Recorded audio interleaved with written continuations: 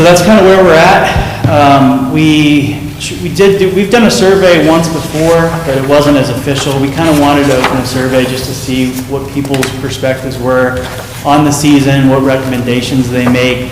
And like I said, we just want to create the best possible experience for everyone. So you can look at the major responses in there. Some of it obviously is out of anyone's control. But Parking in the Sunset. Well, yeah. Parking in the Sunset. Yeah, or two, exactly. that's all.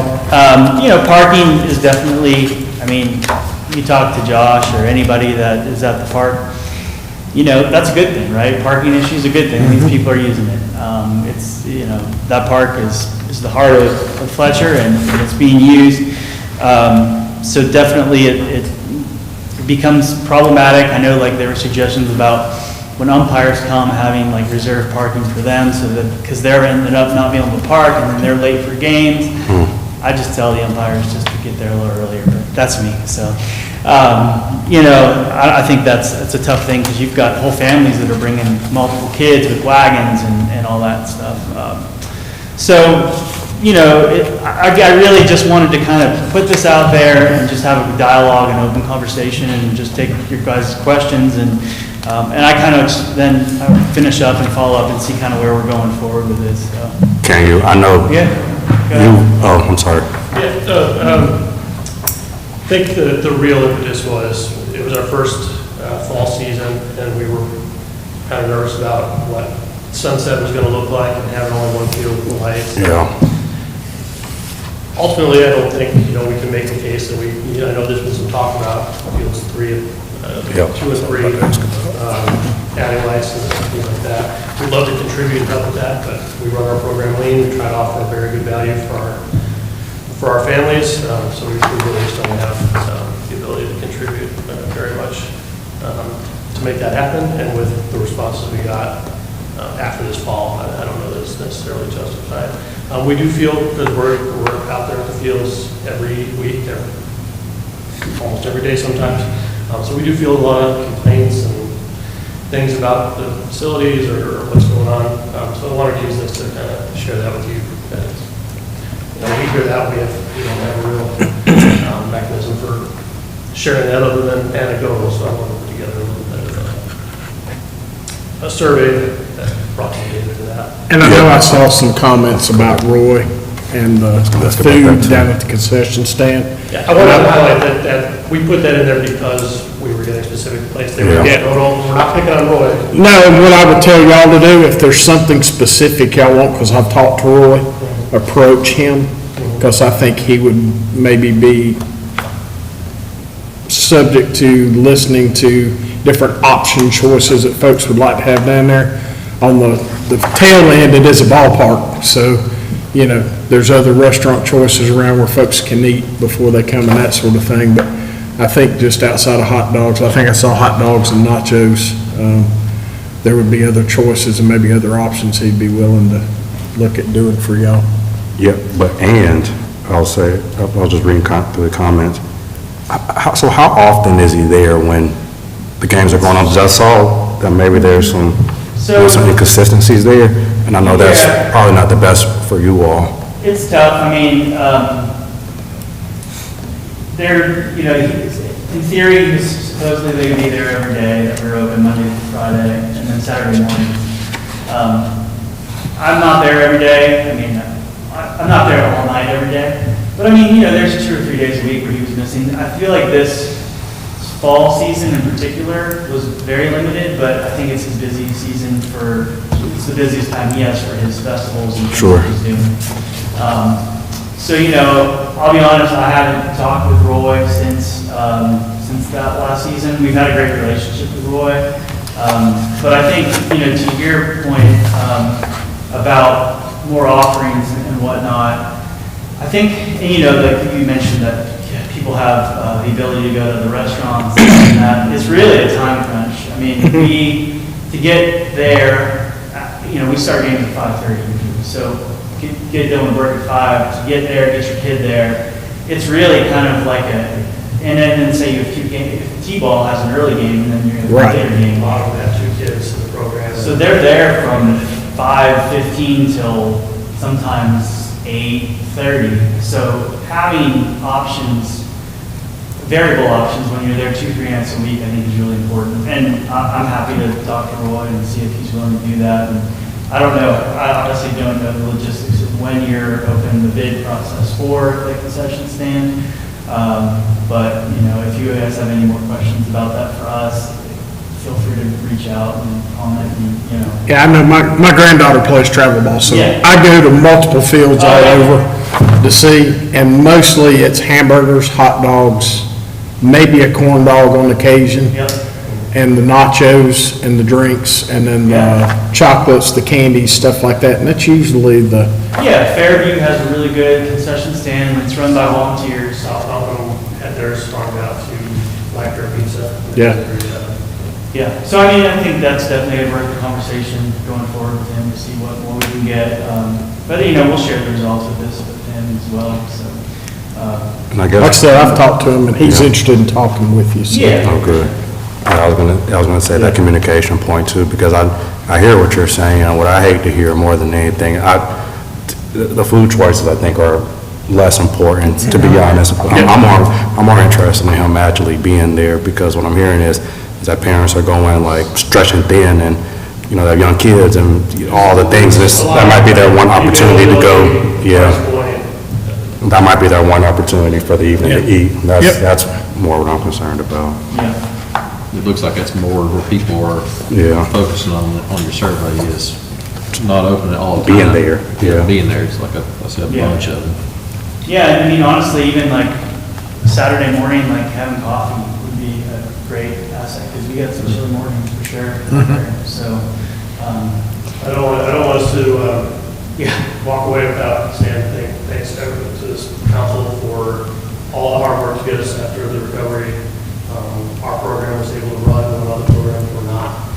That made a huge difference in our attendance, our registrations for spring. And it's been, it took a lot of trust from the community as well, because, you know, I mean, as you saw, there were delays and delays, and I mean, everyone saw that with the federal government and whatnot, but just when, the amount of calls you feel like, you sure y'all gonna play there? And it's like, yes, I promise, because, you know, there is a point where they would have to switch to another league, so, we really do, so, you know. but yeah, pull hard directing the contractor to prioritize our work was a Yeah. huge benefit.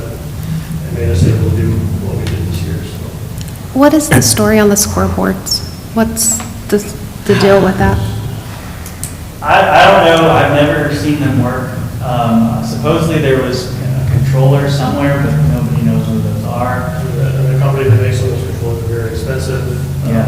We tried to do kind of, we bought, just kind of like dinky, just They're on a stand. the administration of having somebody to actually operate them, that's like a whole other volunteer position that we, We'll be lost for some new flood. yeah, those got washed away. Have y'all considered reaching out to some of your corporate sponsors to see if anybody would be willing to step above and beyond to help maybe fund some of those that y'all could have for you, that you could hang somewhere, set somewhere where everybody can? Absolutely. We did dig into our sponsors pretty heavy last year with. Yes, yeah, I get it. And we are going to start our sponsorship drive for spring here this month, so if anybody knows, you know, a landscaping business or, you know, truck modification business, realtors. Gotcha, landscape. Yeah, there you go. That's your new- We offer tremendous value for your advertising dollar. It's not a large cost, and it's just for a good cause. I guess- Well, I will tell y'all this, and for you and your board, I appreciate y'all in your effort to make sure the kids of this community have an outlet to go play ball and to have fun and to be kids. And so I think that's why it was so important for us to get the fields up and going as quick as we did and as hard as we did. And I appreciate Mark and the staff for doing that. But just from me to y'all, I appreciate it. Please pass that along to your board and all your volunteer help and everything, coaches. Yeah, that's the biggest thing is, you know, we're all volunteers, but, you know, that mad dash to find coaches for, you know, 34 teams, it's a lot of people that are involved. So it's truly a community organization, and I've been proud to be a part of it. And, you know, we're losing a couple solid board members this year just because their kids have gone, you know, moved on. So we're always looking for more people. So if you find anybody that comes to you that's interested, you know, I think there is some confusion. A lot of people do still think that the town runs the league. So always send them to us, and I'd be more than happy to find something for sure. And I got another question. Solar lights, the data doesn't really support that maybe y'all need it, according to what the respondent said. What do y'all think? Because we're coming up on the CIP process, Yes. and I know we've been talking about it, so. If there's like a grant out there, based on our experience, this is our first fall, and there's a concern going into it, so it's something we had a keen eye on. And it really, we did run into having to shut down any games early. The program was smaller than we had in spring. Would it help with scheduling? 100%. It would. So it's a benefit. As that program Yeah. grows and we run into where we have the younger kids go on playing, it was a shorter season, and if we had to play games later, you know. Particularly even not even games and practices, because that's even more challenging because it's one team per field. So like last year, we utilized Fletcher Elementary, Glen Marlowe, we used Edneyville Elementary, all those fields, and they are not in good shape. Yeah. They're not playable for games for sure, but we did utilize them for practices just because of, you know, we needed more field space. So I really believe that with that number, 384 for that spring, we're kind of maxed out, I would say, at 400. And I'll be honest with you, you know, we have more apartments coming in, we're getting more infiltration from outside. I know it's not Fletcher, but South Buncombe's league is closing down, and we do get kids from South Buncombe, so. I was gonna ask if you knew how many kids you're getting from outside. Yeah, about 50% of That's Fletcher what I- residents. that's what I yeah. thought. Sure. We served, this is the number we gave you is the number of players. We served 390 households. 85 of those were within town limits, and then the huge band, Riverstone. Gotcha. There's a Yes. bunch of ETJ that work, that they are ETJ. you know, some serve- And that's where I think, you know, I know Henderson County, you know, supports Jackson Park, but we're supporting a lot of Henderson County residents that are not, you know, that are playing here in Fletcher, and that gets into a whole other conversations, but. I'd like to see the lights happen at some point, but just kind of logistically thinking about it, it just almost doesn't seem fair to us to pay that burden. And so it just feels like we need to get creative. I don't know what that looks like to make it happen, if it ever is gonna happen. But I hear the need and I see the need, but if you're telling me like 80-something households out of 300-some are Fletcher Yeah. residents, that almost doesn't seem fair to me. No. I agree. But I hear the need, and I don't Yeah. necessarily disagree My thought with was it. if there's some kind of agreement or work that could be done between Town of Fletcher and Henderson County to help with the schools to get those other fields playable again, then that could be something that we could utilize those. I think that would be a much more cost-effective approach. You know, and it would help with parking as well. If we can have a couple games at some of these other fields. Because they're just sitting there. They, at one time, were playable. So, just thinking out loud. What would be the cost for a lights? I'm just kind of curious. How Y'all much? y'all did a quote once, right? Yeah, the lights for For all the fields, it was around $600,000. $600,000 for all. And that's probably. Yeah, and we have a project sheet for that, within the Parks and Rec list of It shows projects. it And in Parks and Rec. two of the fields without them already have the bases, so they're ready. I don't know how much that saves, if that's included. And I know I've got friends in other communities that have gone to some of their industrial corporate Sponsors. sponsors within the community to see if, hey, to put your name out on the field or something like that, saying, you know, light sponsored by, just to get that. And so that might be an avenue as well. Yeah, that's what I was Approach thinking some of too, the- because we're going to have to do, I don't, it has to be some creativity here, even if it is approaching the county maybe, which I don't see them, to be Yeah. honest, partnering with Yeah. us, but, I mean, perhaps, you never know. But yeah, perhaps that, maybe listening to, or reaching out to some corporate sponsors could be a good idea, grants. I don't know. Advent Health has always been a big supporter of this area, so I think that could be Advent. a good ask. Yeah. But we gotta get on there early, I think, or something. Yeah, Novant Health's coming into the area, they've been starting to get really invested in it. I'm happy to make some connections there. Hardy does as well Hardy. Yeah. sometimes too, so. No, I mean, I definitely agree with you that 85 out of 385 is not, to propose that kind of spending for the entire town, that's not reasonable, I don't think. So, I'd just. say a large number of those probably come from Riverstone. 100%. And you're gonna see that, South Arden, you're gonna see that increase with the new development across the road from Riverstone. I think. with the Yeah, type of Taproot. development we're seeing in this town, we'll see young families again. Sure. Yeah. It's 85 rooftops, right, so there's some of those families. It's a good problem to have. Some of those families have 6 kids in our program, right, so it's, I think we contribute also. Yeah, there is, we are, I just mentioned to Brandon, I'm possibly getting another grant for Dick's Sporting Goods. These are smaller, $20,000 type situations, but going back to, I know we discussed batting cages before and stuff. I'm a huge fan of the batting cages. Yes. I think that if we could get multiple down between 5 and the other fields is a huge area. You could have 2 cages there and maybe 1 down lower. Yep, That would help with your practices and before the games. yeah. Let just those allow kids warm up kids and to gives them warm a up. place to kind of stick to. But you could also share the fields at that point because they could have a practice on the field and then they go to the cages and somebody else gets to swap with them. Yep.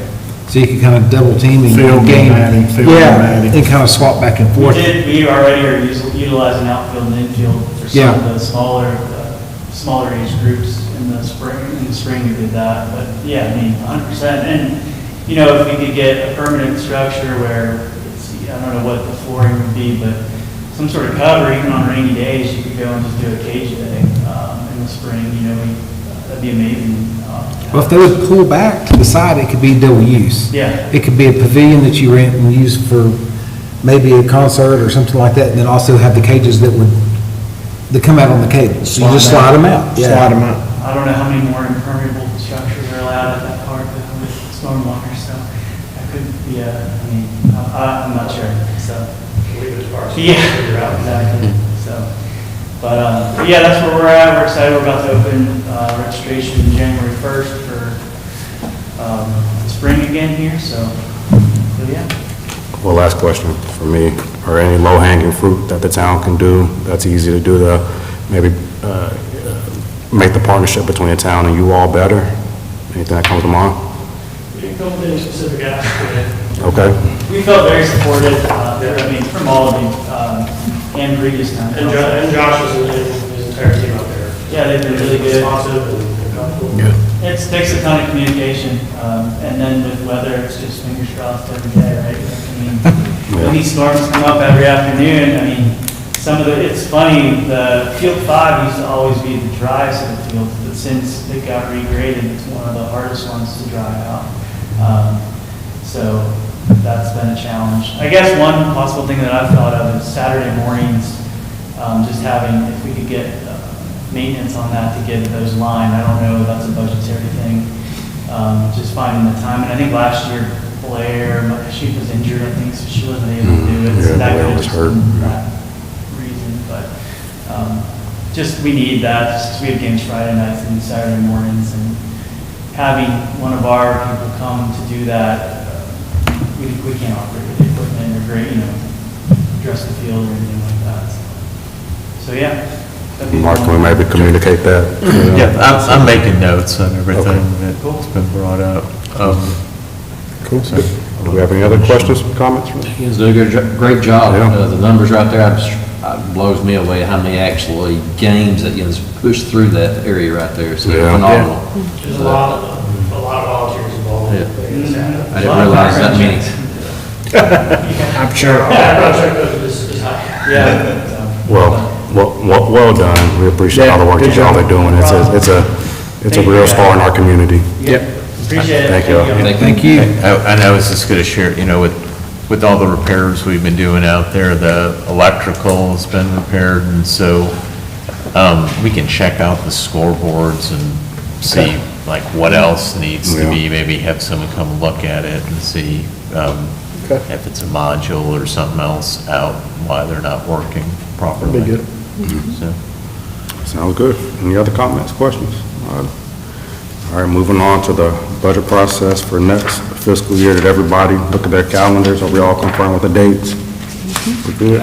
Good. All right, Mark, we're good. Do you need anything from us? no, yeah, just, again, the three key dates were the budget work session, which is the same day as your regular meeting on January 12th, starting at 4. And this is, it's not very long, it's about 5 minutes from each department head on any big picture items, requests, and then looking back at past year work that's been accomplished, the things that have been budgeted. And then we'll break and go to dinner. And then the second date, again, March 24th, and it's typically not all day, but if you can get here about 8, I know we have it starting at 8:30, and we're usually done by noon or a little bit after that, maybe 1 or 2 wrapping up. And then obviously May 7th, that budget workshop, we call it retreat, but it's really a budget presentation of the recommended budget. And so if you all are good with those dates, May 7th's the last one, we'll go ahead and pencil that in with staff that are affected by it. Sounds So good. thanks for checking Sound that. like we're penciled in. Everybody's good, and if anything changes, just please let us know ASAP. Yep. Other than that, we're good to go. And I didn't have a note in there, but, and I know we're talking about CIP items. I have everything in. I'm probably gonna send out just a summary document of all, you'll have all the project requests if you want to Sure. look through all the project sheets, but then just like a summary sheet of the requests and the dollar amount, just something a little more brief to look at on each item. Send that out to you in advance of the January meeting. Sure. And then I would like to try and present a recommended CIP, 5-year CIP, a recommendation for projects year by year, document at that time, and then, give you the opportunity to digest that. And if you're ready at that time to approve, or if we need to delay it. But again, the whole goal is to try and get that done, so we're not spending as much time on that with the operating budget process starting. Sounds good. Any questions, comments? We're good. Moving on to your town manager's report. Okay. Nothing really new from last week. I gave that reminder about the municipal election filing period opening just because we had requested trying to move that to July of next year, but that didn't go through at the General Assembly. So it's open December 1st last week and at noon, and we'll run through December 19th at noon. So it's out there. And if you want at any point, I know there was some discussion in the past about doing our Blackboard calling system about reminders on things, or like before the election, reminding people. If you want us to do that, we'll do one, just Yep. remind people, but, I think that's appropriate. pardon me? So I think that's appropriate. Yeah, it may be Let's do it for that kind of late second with the thing. filing period, Yeah. but if you want us to do one, we can on it. Is everybody okay with that? Good. Sounds good. Just waiting till the general election, or doing one on the filing period? I'm thinking both. Both? Or okay, both? Definitely for the primary and also election reminder to vote, what you're saying. Oh, he's saying also for the filing period too, yeah. I say people already know that, but yeah, you probably put that in there. For the filing period, too? Yeah, I get it. I mean, it's Oh, open sure. now, okay. I'm okay with it. Everybody else is. Okay.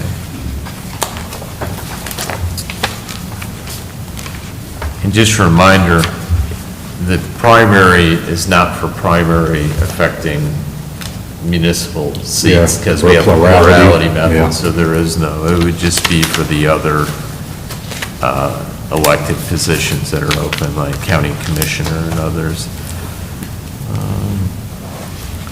I'm just making a note here.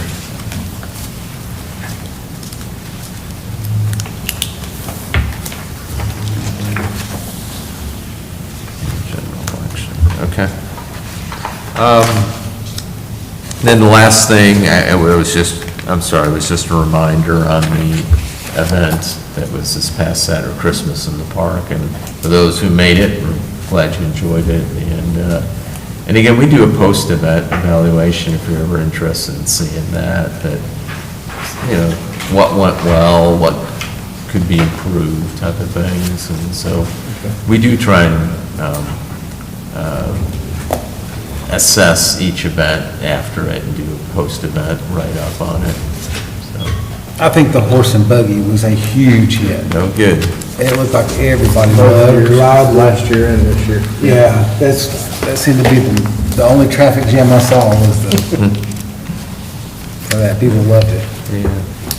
It's always nice to do something like that. No, but Thank you. Well, I'm I'm sorry, just to back up, maybe just for consistency, because we haven't done the filing for blackboard calls in the past, just the election. We've done some, like, Okay, yeah. either before the filing period or before election day to remind people. Okay, yeah, let's stay consistent then. Is that okay for everybody? I don't think it matters. Okay, we good with that? which Yeah. part are you talking about? So just doing just for the elections, but not the filing? Yeah, Because we had done the file before. The Okay. elections, I think it's very important to let people Yeah. know that voting is. because, and we've done that to, and also remind people, because sometimes they, make sure you know where you're filing, where your polling places, because sometimes they come to the wrong one, and if they come too late, you have to wait until then, unless you do early voting or the mail-in ballot, so. And that helps for the early voting too, we could mention something on that. Yeah, that works, yeah, let's just do Okay. elections, yeah. All right. Yeah, I didn't have anything You else. got something? Well, I was gonna say, you probably put something like that in the newsletter, and also can you probably add maybe the baseball teams thing in the newsletter, saying you needing volunteers, it sounded like earlier too, didn't it? Sponsors right now, and they'll need volunteers soon. Yeah. Here's something just means that add it here. Because if they need volunteers, it'd be great for it to advertise that for them as well. Susan And- does a newsletter, what we can get. Yeah, and we did, she put something up on the filing period, or some, yeah, there was a write-up in there in this. On the most filing recent period, in the newsletter. Yeah. Okay.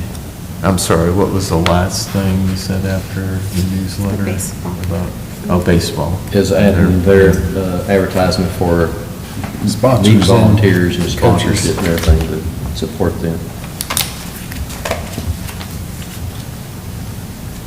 We may reach out to our baseball contacts here on that. Okay.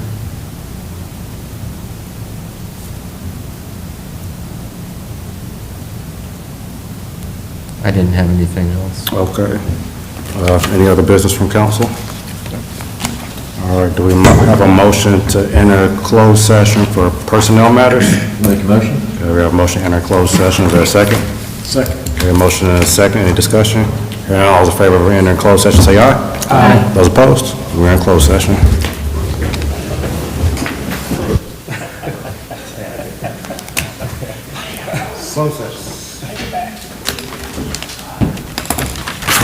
You'll get the other stuff for me. Yeah, I'll get the motion.